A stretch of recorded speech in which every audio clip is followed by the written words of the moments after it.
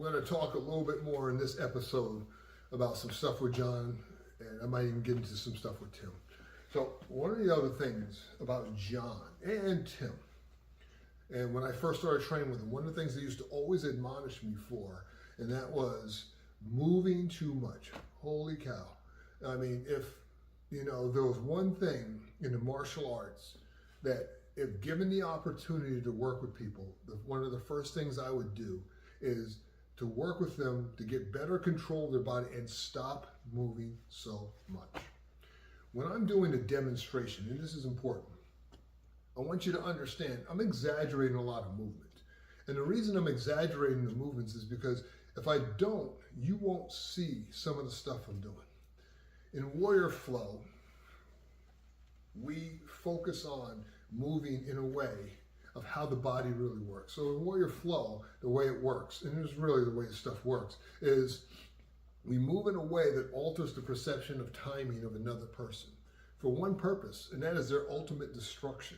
And so rather than trying to impose, a technique on a situation, we move in a way where we make technique work because we understand how the universe works and how the human body moves within the universe. In other words, when I'm moving with Frank, let's say we're starting off like this and we're doing some kind of flow, right?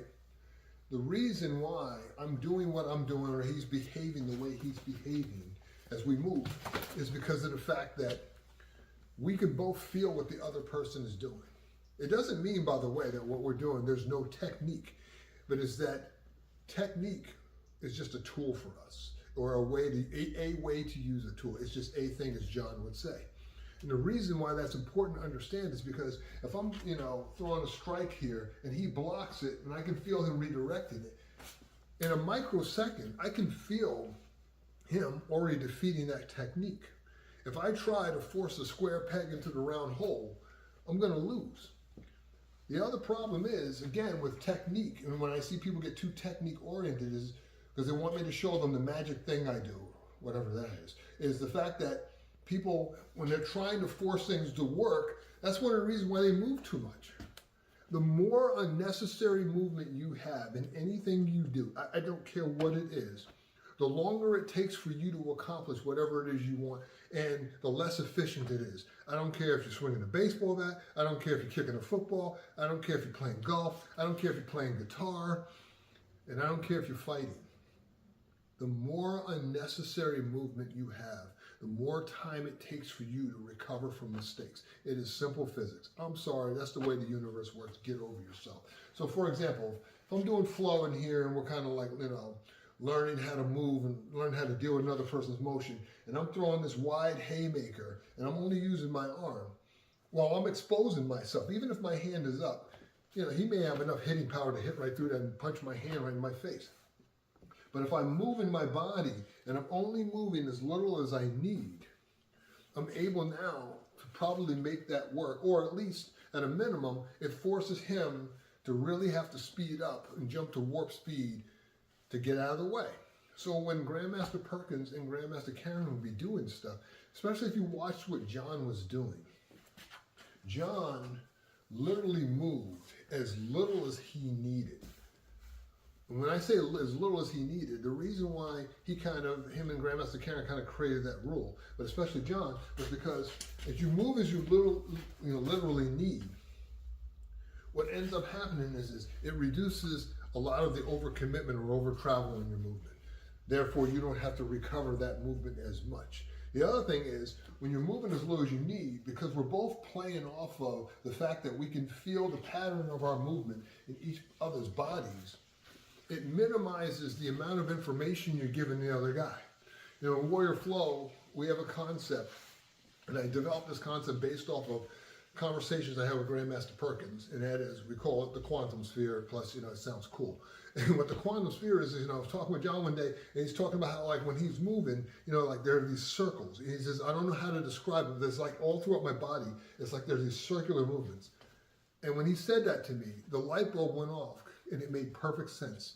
Only it's not circles, but he was right. It's spherical rotation in all of our joints. We have this spherical rotation. That's what allows us to move in different directions. Sometimes my arm could be going this direction, I could be turning here and doing all these things where all of our joints are playing off each other. So when John would move from his feet all the way to his pinky, everything was working together in a smooth, seamless fashion. Whereas for those who've had the experience, no matter what range you were working with him, half the time it didn't even look like he moved until it was too late. It was unbelievable. I'd be standing there with John, all the reach in the world, all the strength over him in the world, and he'd be like this. I'm like, you gotta be kidding me. But then, as I started working with him, he would explain to me, because at first I would say, okay, I don't know what you're doing. And then he would say, okay, he would laugh. And he said, no, he says, you're moving too much. He says, watch what I'm doing. And he would do little things like this. He says, see this? I'm like, yeah. He says, see, I'm already live, and he would hit me. And I'm like, oh my God. He's already ahead of me. And by the time I reacted to that, even if I knew what to do about it, I can't deal with it because I can't move fast enough. Absolutely amazing. I can go on and on about how he would do this stuff. He would do stuff. It makes me laugh. He would do stuff like this, and you just knew he was going to step off line. And he would bring that foot back and hit you and just wail on you. And because everything was so seamless and smooth, you had no idea until after you got hit that he was going to kick you. And trust me, when John kicked you, you stayed kicked. Kind of like Tim. When Tim didn't like to pick his feet up and kick. But if Tim kicked you, it was like getting kicked by a mule. I'm just telling you. And he didn't hold back. That's why he didn't kick with people much. And so John would do these things where he moved as little as he needed. And as he liked to talk, he talked about moving with grace. So he moved with a certain finesse and grace that when you're watching it in a video, and I can understand why people watching videos over the years think that the stuff we do is BS, especially when John was doing it, is because nobody moved like this guy. Yeah, he was a 1 in 10 million talent. Nobody moved like this guy. He moved so smoothly that by the time you recognize what happened, it was already too late. Absolutely amazing ability. So this is just the kind of stuff that he would do. And it's very hard, even as me and Frank obviously he's cooperating because he's not trying to mess my demo up here. Frank's worked with John. He'll tell you everything I'm telling you. It's crazy the stuff he would do. He would be like moving like this, watching TV sometimes. I'd be working with him and John would be looking at other people just wailing on me. Because why? He understood and had a knowledge, him and Tim, of the human body that was second to none. I'm telling you. These guys, one of our friends, may he rest in peace, he's passed on since. He used to call John a martial doctor. And I totally like that. Because John would touch you, would move with you for like 5 seconds, and he would correct like 50 things you were doing wrong in your body. And you're looking at him like, what? And every one of his corrections to your body would be dead on. And you would literally walk away, at least when I worked with him, I would walk away from sessions besides the fact my head would be swimming from all the sensory overload. And you would walk away and you would realize, oh my God, like, I feel completely different. I don't even feel like the same person I was. Just absolutely amazing ability. So I'll keep on going on these, things about John and Tim in the next episode because, like I said, I could go on and on about the amazing things that these guys used to be able to do, especially John.